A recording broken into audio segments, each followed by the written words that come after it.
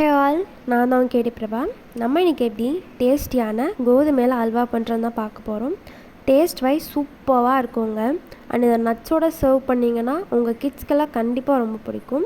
And இந்த ஸ்வீட்டை உங்கள் கிட்ஸ் அண்ட் ஃபேமிலிஸோட ஷேர் பண்ணி சாப்பிட்டு பாருங்கள். டேஸ்ட் சூப்பராக இருக்கும். வாங்க எப்படி பண்ணுறதுன்னு பார்த்துடலாம். ஃபர்ஸ்ட் நான் அடுப்பை பற்ற வச்சுக்கிறேன். அண்ட் நான் ஒரு பேன் எடுத்திருக்கேன். நீங்கள் நான்ஸ்டிக் இல்லை அலுமினியம் கூட யூஸ் பண்ணலாம். இப்போது நான் இது கூட ஒரு கப் ஆஃப் கோதுமை மாவு ஆட் பண்ணிக்கிறேன். கோதுமை மாவு ஆட் பண்ணதுக்கப்புறமா நான் இது கூட 3 ஸ்பூன்ஸ் ஆஃப் கீ ஆட் பண்ணிக்கிறேன். நெய் ஆட் பண்ணதுக்கப்புறமா நல்லா இப்போ மாவோட நல்லா மிக்ஸ் பண்ணி விட்டுக்கணும். நீங்கள் வந்துட்டு ஃப்ளேம் கம்மியாக வச்சுக்கோங்க. நான் சிம்மில் தான் வச்சுருக்கேன். ரொம்ப அதிகமாக வச்சிங்கன்னா தீஞ்சிரும் மாவு. இப்போது அந்த நெய்யும் மாவும் நல்லா மிக்ஸ் ஆகிற அளவுக்கு நல்லா மிக்ஸ் பண்ணி விட்டுக்கோங்க, எந்த கிளம்ஸும் இல்லாத மாதிரி.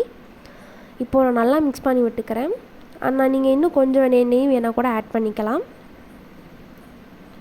அண்ட் நான் இப்போது ஒரு ஸ்பூன் நெய் ஆட் பண்ணியிருக்கேன். அப்போ 2 ஸ்பூன்ஸ், இப்போ நான் ஒரு ஸ்பூன் ஆஃப் நெய் ஆட் பண்ணியிருக்கேன். இப்போ நல்லா நான் மிக்ஸ் பண்ணி விட்டுக்கிறேன். நெய்யோட எந்த கிளம்ஸும் இல்லாத மாதிரி நல்லா மிக்ஸ் பண்ணி விட்டுக்கோங்க. சைட்ஸ் ஃபுல்லாக எடுத்து விட்டுக்கோங்க. நான் இதை ஒரு 5 மினிட்ஸ்க்கு நல்லா மிக்ஸ் பண்ணி விட்டுக்கிறேன். அதோட பச்சை ஸ்மெல் போகிற அளவுக்கு நான் நல்லா நெய்லேயே டோஸ்ட் பண்ணிக்கிறேன். இப்போது நான் சைட்லேயே வந்துட்டு ஹாட் வாட்டர் நல்லா கொதிக்க வச்சு எடுத்துக்கிறேன்.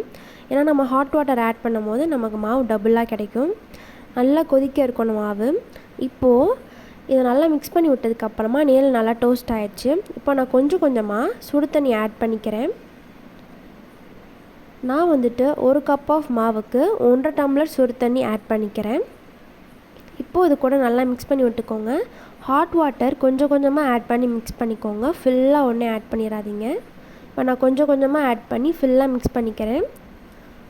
நான் வந்துட்டு 4 பேட்ச் ஆஃப் வாட்டர் இந்த மாதிரி ஆட் பண்ணிக்கிறேன். நல்லா இப்போ மிக்ஸ் பண்ணி விட்டுக்கோங்க. இப்போ ஃப்ளேமை கொஞ்சம் அதிகமாக வச்சுக்கோங்க. இப்போ நல்லா மிக்ஸ் பண்ணிக்கோங்க. ஒரு 2 to 3 மினிட்ஸ் நல்லா மிக்ஸ் பண்ணிக்கோங்க. நல்லா திக்னஸ் வந்துடும். இப்போது நான் இந்த ஸ்டேஜில் நான் எவ்வளோ மாவு எடுத்தேனோ அதே கப் அளவுக்கு நான் சுகர் ஆட் பண்ணிக்கிறேன். அப்புறம் 1 ஸ்பூன் ஆஃப் கீ ஆட் பண்ணிக்கிறேன். இப்போது நல்லா மிக்ஸ் பண்ணி விட்டுக்கோங்க.